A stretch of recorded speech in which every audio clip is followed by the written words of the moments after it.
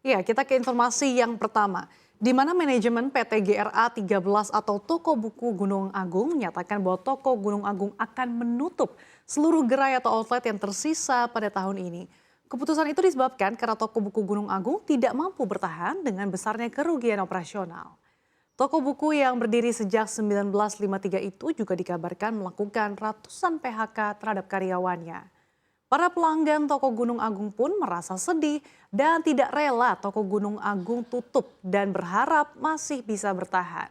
Sementara itu salah satu supplier toko Gunung Agung Kuitang menyampaikan bahwa pihaknya tidak lagi masuk produk miliknya ke toko buku Gunung Agung secara berkelanjutan.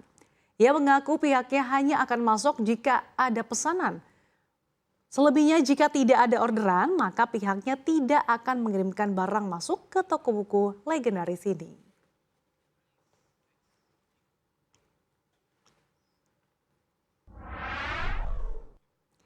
Kita bergeser ke informasi berikutnya. Bagi Anda pecinta menonton film streaming online Netflix, siap-siap ya karena Netflix bakal memperluas kebijakan berbagi sandi atau password ke Amerika Serikat dan lebih dari 100 negara lainnya.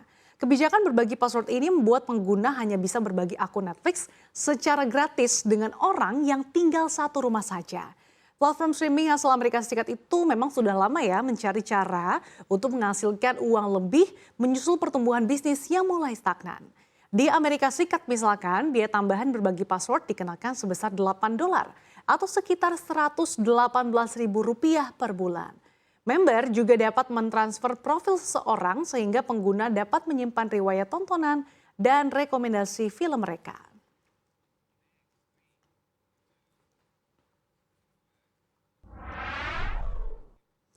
Kita ke informasi berikutnya.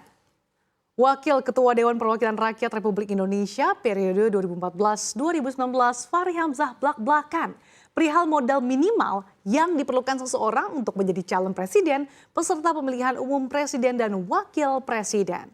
Dalam program Your Money Your Vote CNBC Indonesia, ia mengungkapkan kalau seseorang yang ingin menjadi calon anggota DPR RI memerlukan modal di kisaran 5 miliar rupiah hingga 15 miliar rupiah. Wakil Ketua Umum Partai Gelombang Rakyat Indonesia itu memperkirakan jika modal Pilpres akan lebih besar lagi. Bahkan setidaknya minimal memiliki 5 triliun rupiah untuk bisa melenggang di pesta demokrasi Pilpres.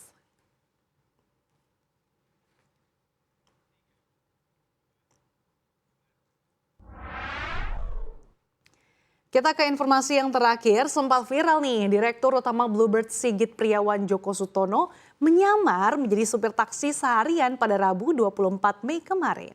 Layaknya seorang supir Bluebird sungguhan, Sigit mengenakan seragam lengkap dengan papan nama di mobil yang dikendarainya. Aksinya pun dimulai dengan berkeliling Jakarta untuk mencari penumpang.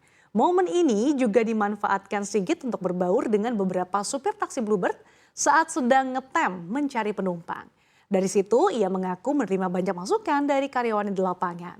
Di laman Instastory pribadinya ia mengunggah potret dirinya saat bertemu dengan para supir lainnya. Ia pun bercerita jika di siang hari sudah mendapatkan 6 tamu. Tak hanya itu ia juga merasakan serba-serbi jadi sopir dari mulai mangkal di mal dan harus bermacetan.